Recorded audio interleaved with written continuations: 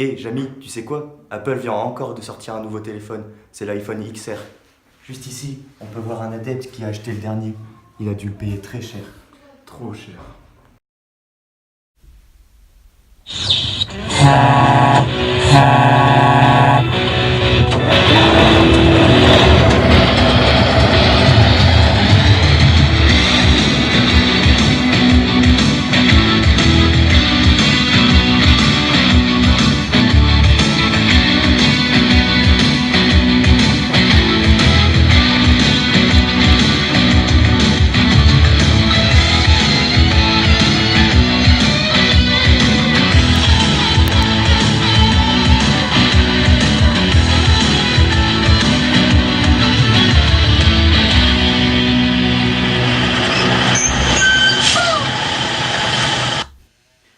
Bonne idée, Fred, bonne idée. En plus, moi qui voulais parler des produits mondialisés, l'iPhone est un parfait exemple. Ce que je te propose, c'est de parler d'abord de sa production, qui est mondiale, tu as raison, et ensuite on s'intéressera à son marché. Can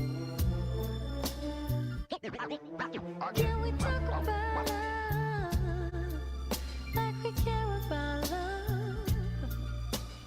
You know, I know. Cette firme transnationale est cotée en bourse à plus de 900 milliards. Sa capitalisation est multipliée par 9 entre 2009 et 2018. Son centre est situé à Cupertino, en Silicon Valley, au sud de San Francisco. La Silicon Valley est une technopole. On y retrouve une synergie comprenant plus de 6000 entreprises du secteur des hautes technologies, des centres de recherche et des universités connues telles que Stanford. C'est ici que seront étudiés le design de l'appareil et les innovations. Mais Fred, pourquoi aux États-Unis ? Eh bien pour plusieurs raisons. Tout d'abord, Apple est né aux États-Unis. On y trouve un public qualifié, une politique économique favorable et le marché y est important. Ceci crée un phénomène de fuite des cerveaux. Mais alors, pourquoi la Silicon Valley ? Eh bien tout simplement pour sa synergie, mais aussi son climat agréable. Tout cela laisse à penser qu'Apple n'est pas prêt de quitter les États-Unis. Like we care about love. You know. L'assemblage de l'iPhone ne se déroule plus aux États-Unis mais en Chine, par une entreprise taïwanaise, Foxconn, fournisseur de composants électroniques et dans l'assemblage, mais pas seulement pour Apple. La production des pièces se déroule également en dehors des États-Unis à 90%, en effet uniquement le processeur est produit aux États-Unis. Chaque partie du globe se spécialise donc dans un domaine pour acheminer les pièces en Chine. En Asie, il y a une maîtrise technologique, tandis qu'en Europe, il y a la production de produits de dernière génération. Et en Afrique, on retrouve les métaux rares exploités à bas coût. En Russie, c'est l'acier que l'on trouve.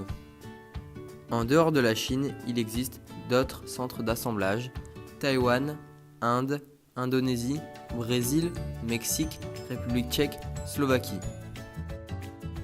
Mais Fred, quelles sont les conséquences ? Tout ceci crée un phénomène de division internationale du travail. Les différents pays se spécialisent dans un type de production en fonction des avantages de chaque pays. Tout ceci crée aussi une décomposition internationale du processus productif, c'est-à-dire que plusieurs pays participent aux différentes étapes. Cela pousse l'entreprise à engager une vingtaine de fournisseurs et donc à créer des flux. La firme transnationale crée une vraie organisation en réseau, en particulier de flux maritimes. Mais bien sûr, tout cela est permis par le libre-échange et le libéralisme. Like we care about love. You know. Apple doit faire face à la critique d'ONG, cependant l'entreprise n'est jamais retenue responsable.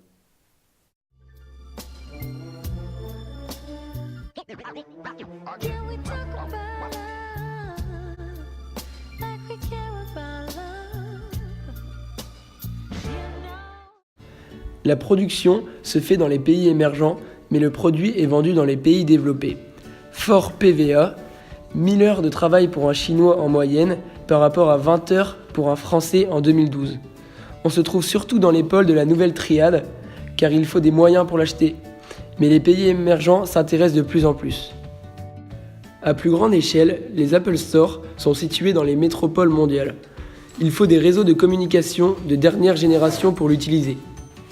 À l'échelle du téléphone, le réseau n'existe pas qu'à l'échelle internationale dans la production.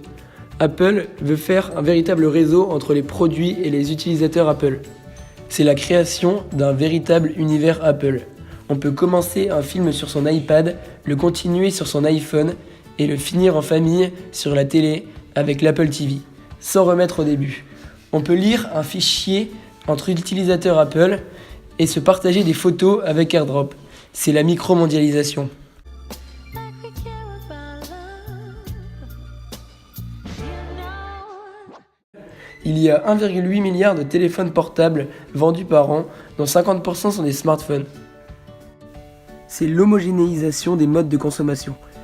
L'iPhone est connu de partout, d'ailleurs Apple utilise cela. L'entreprise cherche à faire un produit mondial, utilisable partout, sans distinguer les régions ou les classes sociales, contrairement aux voitures par exemple. Il n'y a quasiment pas de possibilité d'individualiser son iPhone. Au contraire, c'est l'appartenance à une communauté, c'est la création d'une culture mondiale. Ceci est un réel enjeu de marketing. En effet, l'entreprise cherche à faire le buzz. Ce n'est pas juste un téléphone, mais un mode de vie. C'est complètement un référent culturel planétaire. C'est l'uniformisation des paysages. L'Apple est un produit pour tous, Apple le sait et s'adapte.